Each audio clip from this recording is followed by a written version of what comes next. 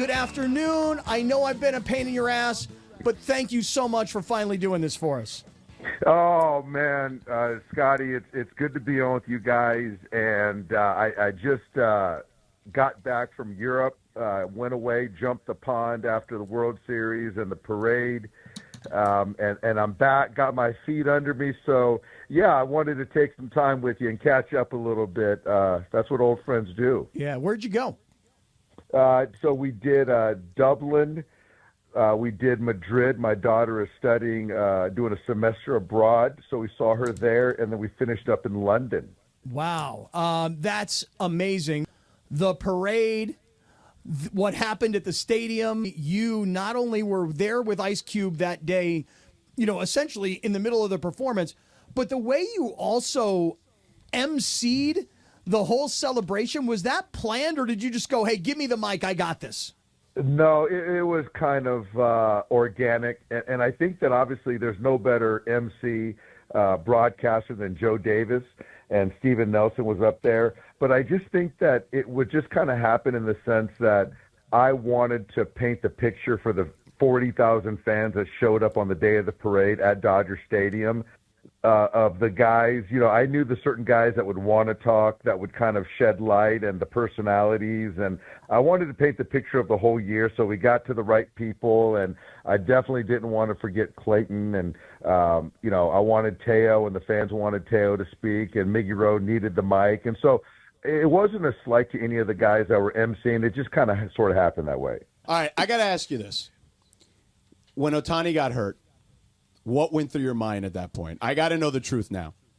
Yeah, you know what? I went out there and I was like, oh my goodness, like again, somebody else going down, and it's Shohei, and I've never heard Dodger Stadium that quiet. You could have heard a pin drop, and you know, I held my breath, and my heart was in my stomach, and my stomach was in my throat, and all that kind of stuff. And I think for me is when I went out there, I was happy it wasn't his throwing arm. That was the first thing I checked for. And then he made a little joke to our trainer. So then I was like, okay, at least he's kind of having somewhat of levity there. And then at that point in time, as you guys can see, when I was going off the field, I didn't really talk to him. I was kind of thinking about the next move, and I didn't kind of follow up with Shohei because I didn't want to take the attention off the game, because it was still an important game. And you know, as far as like players, they're going to follow my eye. Their eyes are going to follow me, and I wanted to get the focus back on the game and not try to put too much emphasis on Shohei. But God, Scotty, yeah, I was nervous as heck. Dave, Freddie Freeman's performance in the World Series, we didn't know at the time. We all knew about his ankle. Little did we know about a rib problem. How do you figure that Freddie Freeman would have that kind of performance given those injuries? I mean, let alone if he were 100% healthy. I don't think anyone did. And first and foremost, Freddie. And he really didn't want to talk about the rib and sort of bring light to it or attention to it. So we sort of try to downplay it. And but the ankle, the rib, both were real. And it was one of those things that I just wanted him. He wanted to be in the lineup and knew the value that if Freddie Freeman's in the batter's box, it means something. And so it meant something to his teammates, and certainly as an opponent to see Freddie still in the box meant something. But I've just never been across a grittier, tougher player. And it's old school, guys, in the sense of he gets paid to do a job, and he feels a responsibility, you know, regardless of how he feels or if he's hurt or not hurt, to be in the lineup. And so, you know, it wasn't a pinch hit situation like, you know, 88 and Gibby, but it still was a guy being injured, playing, and a game-winning home run, a grand slam at this point in time, Dodgers, Yankees, and it's an iconic moment and probably the best moment I've ever experienced in sports. You know, one of the guys that obviously did a lot, including Frederico, as I like to call him, is Mookie Betts. I mean, this is a guy that you face as an opponent with the Red Sox. You played for the Red Sox. He comes to the team. He does everything right. I mean, I think for the outside-level baseball fan who looks at Mookie and says, oh, yeah, he's a star. He did so many things this season, Doc. Could you just tell the people what he meant to this squad in terms of his contributions ultimately to getting the Commissioner's Trophy? But this year in particular, for Mookie to play well in the postseason, because there was a big narrative over the last last couple of years. And so I was really excited for him, the way he performed defensively, on the bases, certainly at the bat, and just to kind of put to bed those crazy, ridiculous narratives that kind of were brought to life. And so Mookie, and it started in spring training where this is a guy that we had some problems at shortstop, and he goes, you know what, I'll play short. I'll figure it out. Then he took his lumps, and then he goes to second base when Miggy Rowe kind of steps up. And then when we kind of got everyone to health and Gavin was playing great at second base, and he volunteered to go out there and knew that the best version of our ball club was to go kick out to right field. And he did that without complaining. So stuff that, I see on a daily basis. This guy's a leader. He's a salt of the earth type guy. And it's funny. It's like you see Mookie's small bone guy, not really physical, but he's just so dang talented and couldn't be happier for him. Well, and he survived those two moron Yankee fans in the outfield, too, trying to rip the damn ball away from him and ripping his arm off. Yeah. To me, of all the things that happened during the World Series, I must admit my favorite thing that happened was Walker Buehler closing this thing out. For all the heat he took during the regular season, and people at one point saying, I hope he never starts again. Walker Buehler not only pitched like a bulldog in the postseason when called upon, but Dave, can you go through what happened as to how Walker Buehler closed out the game, the final game?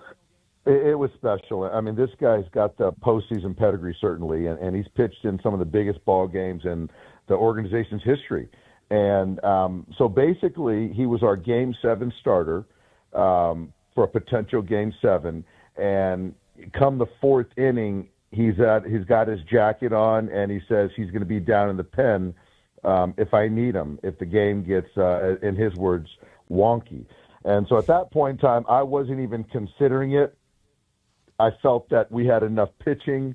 We obviously spotted those guys 5 runs and being down 5-0. It's kind of just trying to preserve the game. And for me, I just felt that our guys fought back enough, and certainly that 5th inning kind of exploited those guys, and we took advantage of it. So at that point in time, I'm kind of counting outs and realizing I don't have enough pitching to finish the game.